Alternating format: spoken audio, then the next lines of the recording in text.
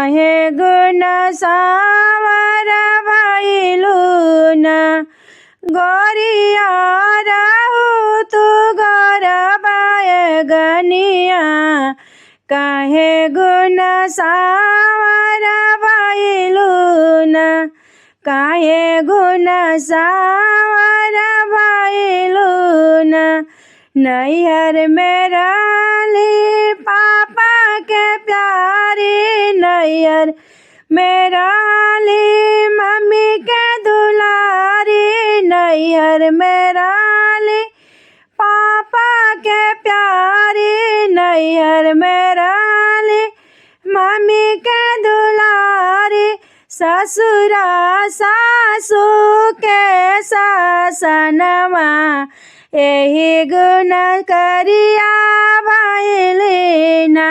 ससुरा में सही सही सासू के ससनवा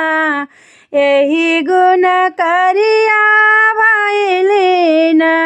एही गुण करिया भइलिन गोरिया रहु तू घर बैगनिया काहे गुण करिया भइलुन गोरिया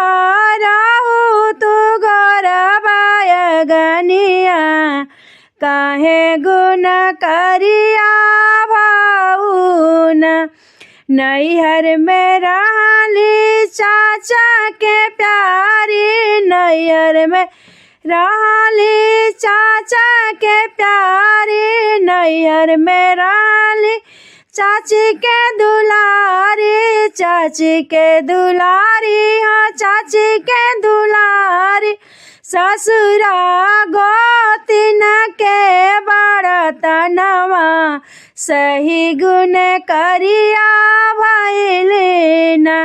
गोतिनी के सही सही ताना ससनवा एही गुण करिया भइलिन गोरिया रहु तू घर बैगनिया काहे गुण करिया भइलुन काहे गुण करिया भइलुन नैहर में रहली भैया के संगवा नैहर में रहली भैया के संगवा गैहर में रहली भाभी के संगवा बिया सत रही हम भाभी के संगवा ससुरा देवर मारेला कनखी नजरिया जिया मोर जर जर जालन ससुरा देवरू मारेला कनखी नजरिया जिया मोरे जर जर जालन ननदी बोले ले टल बिरही बोलिया एही गुण करिया